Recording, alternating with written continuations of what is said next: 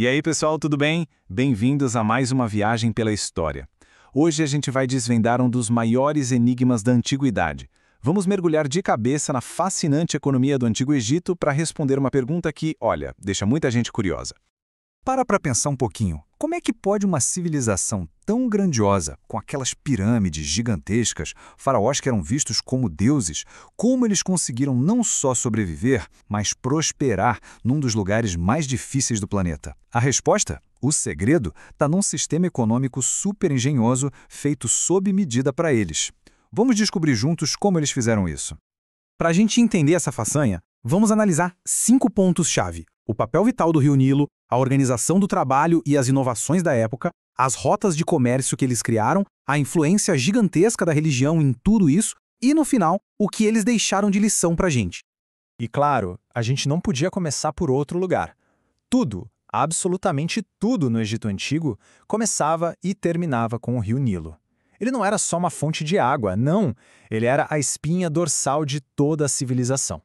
O grande segredo, o que a gente pode chamar de milagre egípcio, era a inundação anual. Todo santo ano, as águas do Nilo subiam, cobriam as terras e, quando baixavam, deixavam para trás uma camada de lodo escurinho, um fertilizante natural superpoderoso. Esse ciclo transformava o deserto num verdadeiro jardim, era a base de toda a riqueza do Egito.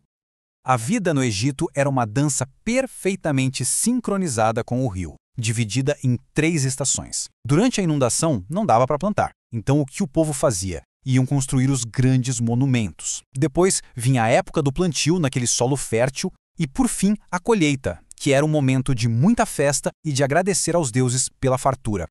E aqui vem uma coisa que é genial. O trigo e a cevada eram muito mais do que só comida.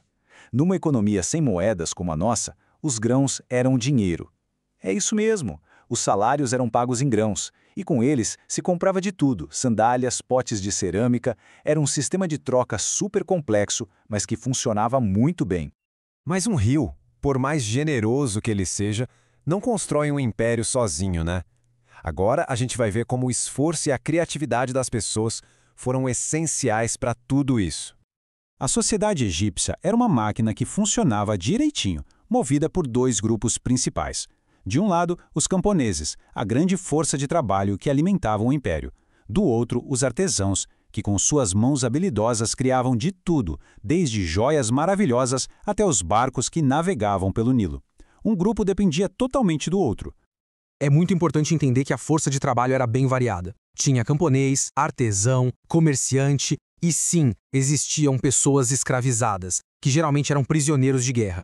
Mas, ao contrário do que muita gente pensa, a grande força que ergueu as pirâmides era de trabalhadores livres, convocados justamente na época da cheia do Nilo. Era como um gigantesco projeto nacional. Que todo esse esforço era impulsionado pela inovação. Os egípcios desenvolveram tecnologias incríveis para a época.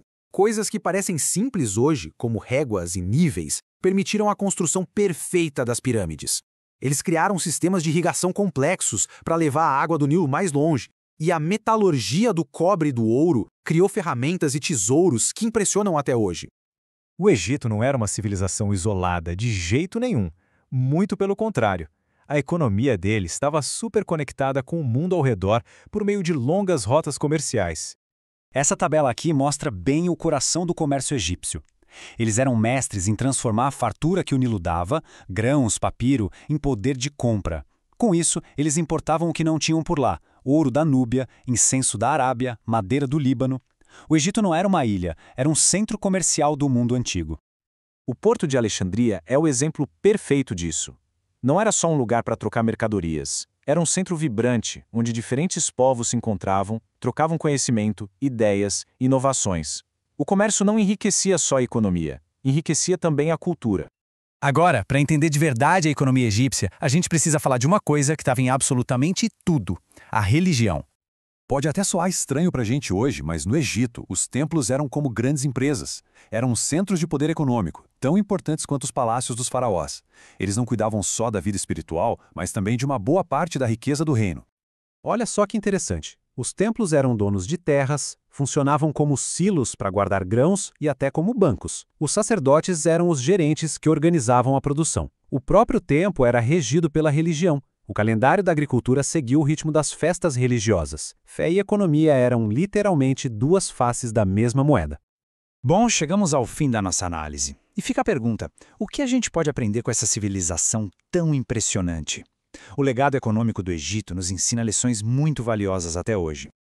A primeira grande lição está gravada na pedra. As pirâmides não são monumentos só a um faraó, elas são um monumento ao poder da colaboração.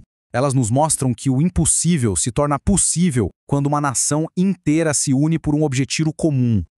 A segunda lição é o valor da inovação. Os egípcios nos mostram que não é preciso ter tecnologia de ponta para revolucionar uma sociedade. Soluções criativas e ferramentas simples, quando bem aplicadas, podem gerar um progresso gigantesco. E talvez a lição mais atual de todas seja essa: a conexão com a natureza. Toda a economia egípcia era baseada no respeito e no entendimento dos ciclos do Nilo. Eles prosperaram porque trabalharam em harmonia com o ambiente e não contra ele. E assim nossa jornada termina com uma reflexão.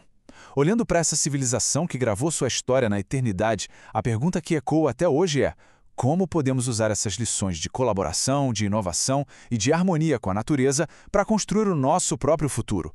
A resposta talvez esteja escrita nas areias do tempo. Até a próxima!